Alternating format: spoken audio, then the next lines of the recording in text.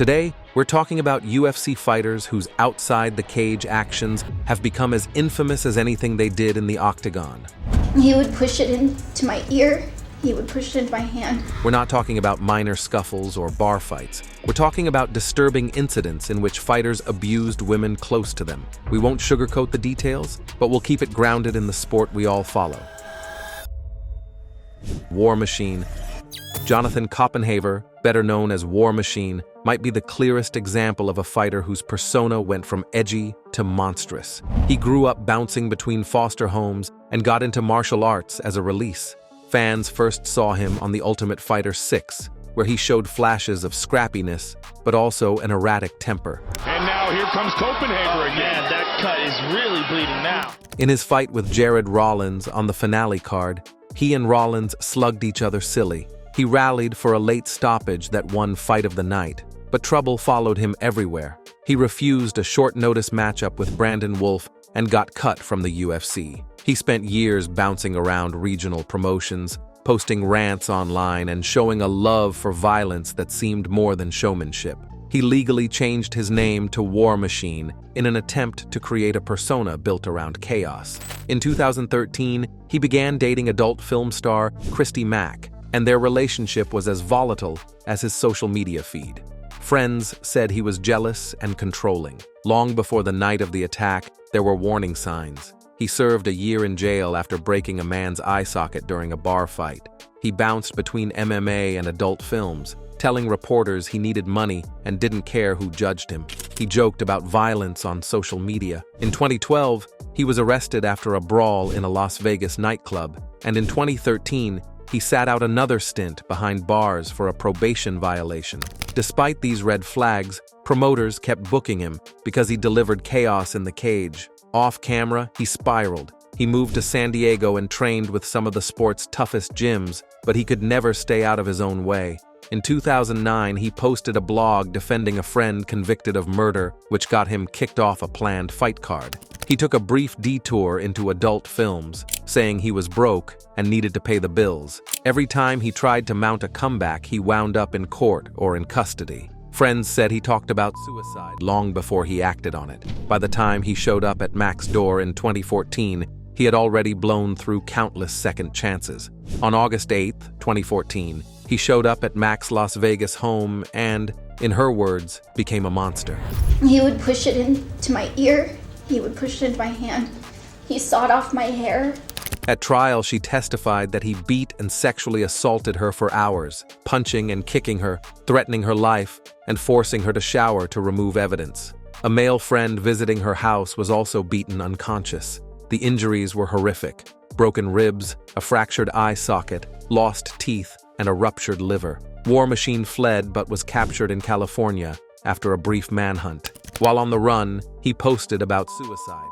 After his arrest, he attempted to take his own life in jail and had to be put on watch. Prosecutors charged him with 29 felonies, ranging from kidnapping to attempted murder, and jurors convicted him on 28 counts. At sentencing, he admitted he was lost, apologized to Mac, and spoke about hating the violent impulses that had ruled his life. The judge handed down a 36-to-life sentence, meaning he will not be eligible for parole until he is well into his 70s. His story isn't just about a fighter who ruined his own future. It's about someone who embraced an alter ego and then acted out the worst version of it. In interviews from prison, he has insisted he found religion, yet he still blames the media for portraying him as a monster. Mac underwent multiple reconstructive surgeries and retired from adult films. The case became a rallying point for victims' advocacy groups, who noted that his prior arrests were treated like marketing fodder. If promoters had taken those earlier red flags more seriously, they argue, the 2014 attack might never have happened. Luis "Violent Bob Ross" Peña seemed like a breakout character when he emerged from Dana White's Contender Series and The Ultimate Fighter in 2018. With a big red afro and a slick ground game, he came across as charismatic and quirky. Born in Italy and adopted by an American couple, he trained in Arkansas, then moved to St. Louis to chase his dream. He won his UFC debut with ease and split his next 5 fights. And a big high knee. Wow. Twice. One moment, he was choking out Steven Peterson with a guillotine. The next, he was on the wrong end of a split decision.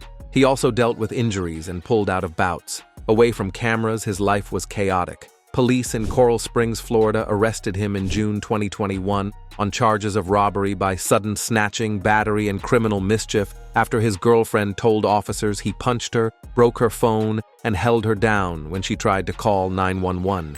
She had bruises and a bite mark. Pena refused to speak to officers and was booked.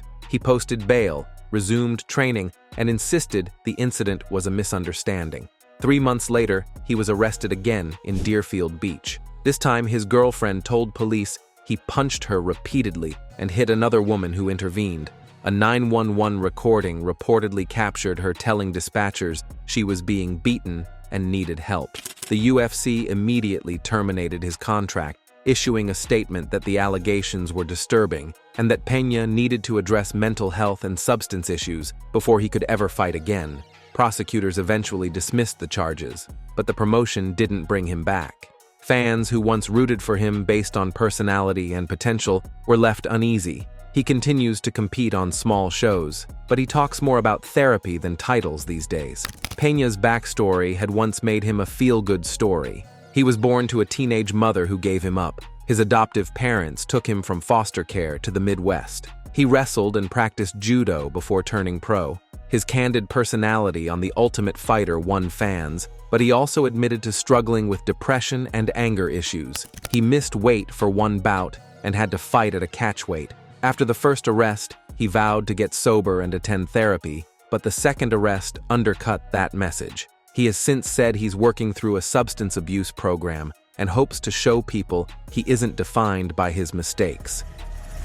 Greg Hardy entered MMA under the worst kind of spotlight. Before he ever stepped into the cage, he was known as an all-pro defensive end for the Carolina Panthers and someone with a violent past. In May 2014, his ex-girlfriend Nicole Holder told police that he attacked her and threatened to kill her. In court, she testified that Hardy threw her onto a futon covered with guns, choked her, and told her he would shoot her. She said he later dragged her by the hair and put his hands around her throat until she could barely breathe.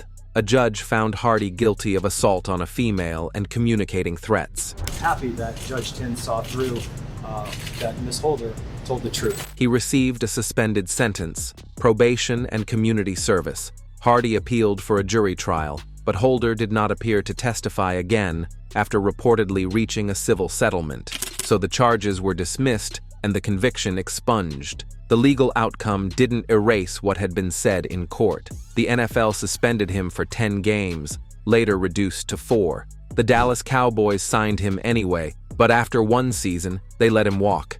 Hardy then decided to reinvent himself as an MMA fighter. On Dana White's Contender Series in 2018, he scored back-to-back first-round knockouts. The UFC signed him, selling his athleticism and hoping fans would eventually forget the domestic violence conviction that had been vacated. That never happened.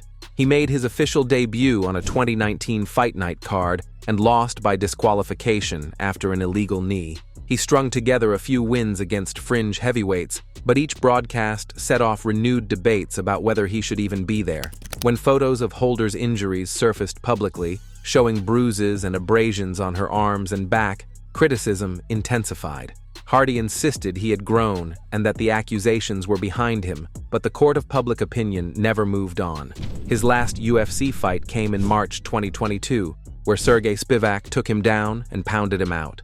The promotion cut him soon after. He has since tried boxing and bare-knuckle fighting, but his name remains tied to what happened in that Charlotte apartment in 2014. Hardy's athleticism is unquestionable. At Ole Miss, he set school records for sacks, but he dropped to the 6th round of the NFL draft because scouts worried about his discipline. Even before the assault case, he was suspended for marijuana possession. His time with the Cowboys included a sideline argument with special teams coach Rich Bisaccia that was caught on camera. When he turned to MMA after the NFL, some fans hoped he would fade into obscurity, but Dana White saw a ratings draw. Hardy cut weight to 265 pounds and knocked out a string of unknowns, but he never beat anyone ranked. He also became infamous for pulling out an inhaler between rounds of a fight, which resulted in a no contest. Today, he is dabbling in boxing and bare-knuckle fighting, insisting he is reformed while still drawing boos when he walks to the ring. Will Chope's story shows fighters that the past can catch up to them. Standing 6'4" with a reach like a middleweight, he looked like an interesting prospect when the UFC signed him in early 2014. He was scheduled to fight Diego Brandao on a fight night card in Brazil. Days before the event, reporters revealed that Chope had been court-martialed and dishonorably discharged from the U.S. Air Force in 2009 for assaulting his wife. Court documents showed he threatened her with a knife, put his hand over her mouth to smother her cries, and slammed her into furniture. He later told investigators he only meant to scare her, but he pleaded guilty to aggravated assault and received a bad conduct discharge. The UFC quickly canceled his fight and released him, saying they did not condone such behavior. Chope apologized publicly, but the damage was done. He continued to fight on regional shows in Asia, winning and losing bouts in promotions like Road FC and Singapore's Rebel Fighting Championship. He has tried to rebuild his life, but his most famous headlines will always be tied to the conviction that cost him his UFC shot. Chope later wrote a long statement saying the assault happened when he was a teenager, that he had been a bad husband, and that he regretted everything. He claimed he had since married again and become a father, and wanted people to judge him on who he is now. The UFC wasn't interested, and he was effectively blacklisted from fighting in the United States. Today, he coaches at a gym in Thailand and still competes in smaller promotions, but the cloud never lifts. Jason Mayhem Miller was one of the most entertaining fighters of the 2000s. In Japan's dream promotion, he tangled with Kazushi Sakuraba and lost to Ronaldo Souza in a title fight.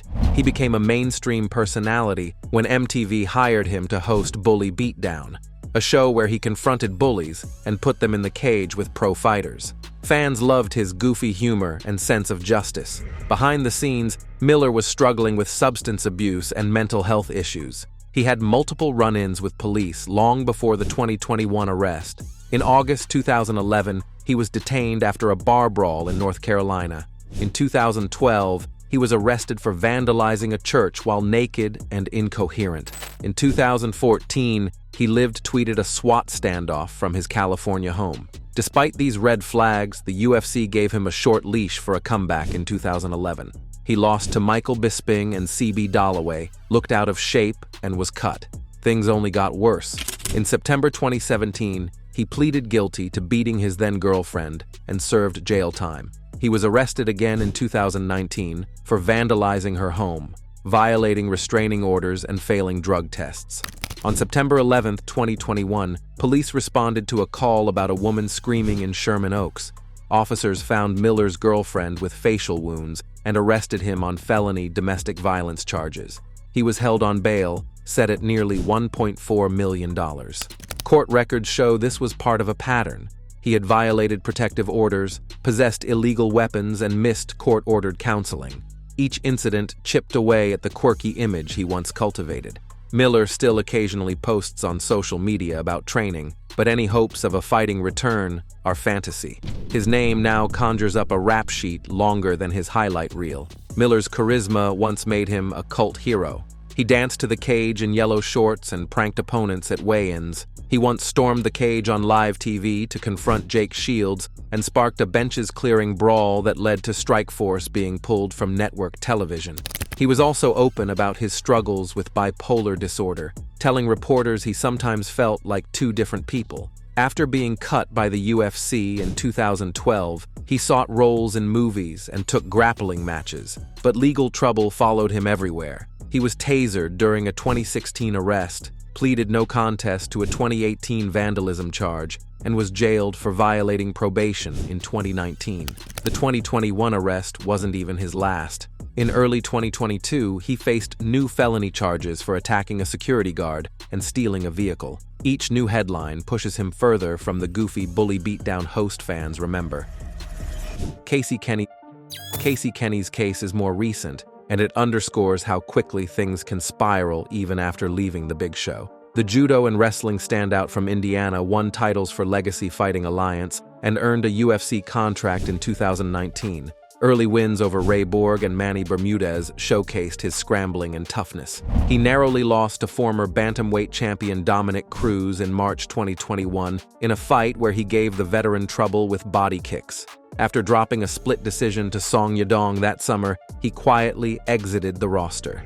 Few noticed until August 16, 2024, when Phoenix police arrested him on a series of violent charges. A probable cause statement later revealed the alleged details. Between late evening on July 21st and just after midnight on July 22nd, his ex-girlfriend said he beat her for hours, repeatedly striking, slapping, biting, headbutting, and choking her. She suffered abrasions on her lip, bruises on her arms, and burst blood vessels on her neck.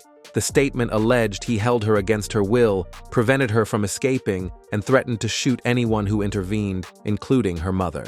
Police charged him with kidnapping, aggravated assault by strangulation, and several other offenses. Reports later noted that he struck a plea deal with prosecutors, pleading guilty to aggravated assault, a lower felony, while more serious counts were dropped. He received a 6-month jail sentence, began serving it at the end of October 2025, and must complete substance abuse and domestic violence programs while on 3 years of probation.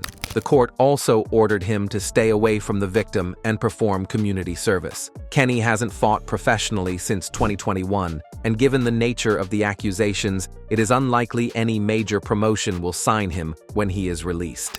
The swift downfall of a once promising bantamweight shows that leaving the UFC doesn't protect you from scrutiny. Kenny's path to the UFC was built on a strong judo pedigree. He began training at 6 years old and won 8 national judo championships before transitioning to wrestling. At 5'7", he moved up from flyweight to bantamweight when he joined the UFC. He also courted controversy outside the cage before the arrest by making disrespectful comments about women fighters on a podcast, remarks for which he later apologized. The domestic violence arrest erased whatever goodwill he had left. Since taking the plea deal, he has said little publicly, but court documents show he must complete anger management and substance abuse counseling as part of his probation. Chuck Liddell's name is synonymous with the UFC's boom years. The Mohawked light heavyweight champion headlined some of the company's biggest cards in the 2000s and was inducted into the Hall of Fame in 2009. But in October 2021, he made headlines for a very different reason. Los Angeles County Sheriff's deputies were called to his Hidden Hills home around midnight for a disturbance report. According to a sheriff's statement, Liddell and his wife Heidi got into a minor physical altercation. There were no visible injuries, and because their stories conflicted, officers couldn't determine who started it. Both were cited for domestic violence. Chuck Liddell asked that his wife not be taken to jail because a minor was present and volunteered to be arrested himself. He was booked at the Lost Hills station and released on a $20,000 bond. She was cited and released. Hours later, he posted a statement on Instagram claiming he was the victim. He wrote that deputies originally planned to arrest his wife after he sustained bruising and lacerations, but he asked to go in her place to protect a family mental health issue from the public. Days later, he filed for divorce. When prosecutors reviewed the case, they declined to file charges against either party, calling it a cross-complaint with insufficient evidence to identify an aggressor. Investigators noted that the couple's daughter saw pushing but could not say who started it. Heidi had no visible injuries, and Liddell had slight red marks on his cheek and chest. After the case was closed, Chuck Liddell slipped back into semi-retirement. The incident didn't lead to a conviction, but it tarnished the clean-cut image many fans still had of the Iceman. His rise to fame was part of the UFC's early 2000s explosion. Trained by John Hackleman at the Pit, he knocked out Randy Couture, Tito Ortiz, and Renato Sobral with the same signature overhand right. His mohawk and icy stare made him a crossover star who appeared on Entourage and Dancing with the Stars. After retiring, he served as a company ambassador and briefly as an executive. By 2021, he hadn't fought in a decade outside of an ill-fated comeback against Ortiz in a boxing ring. He was widely respected for keeping a relatively clean personal record, so the domestic violence arrest shocked longtime fans. Even though prosecutors declined to move forward, the fact that police had visited his home at midnight for a domestic dispute undercut the mythology of the stoic hitman. Jon Jones has long been considered one of the greatest fighters to ever step into the octagon, but his out-of-competition record has been a mess. On September 24, 2021, just hours after the UFC inducted his 2013 fight with Alexander Gustafsson into its Hall of Fame, police were called to Caesars Palace in Las Vegas. Jones's fiancée, Jessie Moses, told officers that he grabbed the back of her head and pulled her hair to stop her from leaving their hotel room. She insisted he did not hit her, but police observed blood on her clothing and a bump on her lip with dried blood. Security staff said she broke down in tears and said she was afraid to go back upstairs.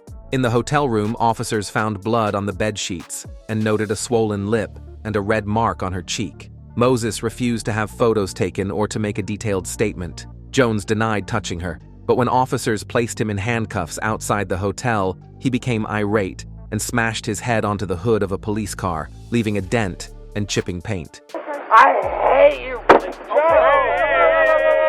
He joked about taking on the officers and feigned as if he might break free of the cuffs. The officers warned they would use a taser if he kept it up. The arrest report described him as going through an emotional roller coaster. He threatened lawsuits, then burst into tears and apologized. He was booked on a misdemeanor domestic battery charge and a felony charge of injuring or tampering with a vehicle. UFC President Dana White responded by saying Jones had a lot of demons and that they would see how the case played out. In December 2021, Jones accepted a plea deal in Nevada. He pleaded no contest to misdemeanor destruction of property, paid $750 in restitution for the damaged police car, and agreed to anger management counseling. Prosecutors dropped the domestic violence charge. Afterward, he posted on Instagram that he would leave alcohol in his past and turn the incident into a catalyst for change. He resumed training for a move to heavyweight. Even so, the arrest added another chapter to a legal record that already included DUIs, a hit-and-run, and drug test failures, and it reinforced the perception that his most dangerous fights happen off-camera. Jones's arrest wasn't an isolated incident. In May 2012, he was arrested for DUI after crashing his Bentley into a pole in upstate New York. In April 2015, he fled the scene of a car accident in Albuquerque that left a pregnant woman with a broken arm. He turned himself in days later and pleaded guilty to leaving the scene of an accident. The UFC stripped him of his title and suspended him. He returned in 2016, but was pulled from UFC 200. After testing positive for banned substances, he blamed on a tainted sexual enhancement pill. In 2017, he regained the light heavyweight belt, only to have another win overturned for failing a drug test for oral turinabol. He insisted the substance was residual from earlier usage. Through it all, he dominated in the cage, beating legends like Daniel Cormier and Lyoto Machida. His athletic brilliance made the string of arrests and suspensions all the more frustrating for fans and promoters. The 2021 domestic violence arrest came while he was bulking up to challenge for the heavyweight title. Some observers said the incident showed that his pattern of self-destruction hadn't changed. Others argued he deserved the chance to rehabilitate himself yet again. Either way, his legacy is now tied as much to police reports and failed drug tests as to spinning elbows and guillotine chokes. Did we forget any cases where UFC fighters mistreated their significant others? Let us know your thoughts in the comment section, and before you leave, don't forget to like this video and subscribe to MMA Rivals so you don't miss the next ones.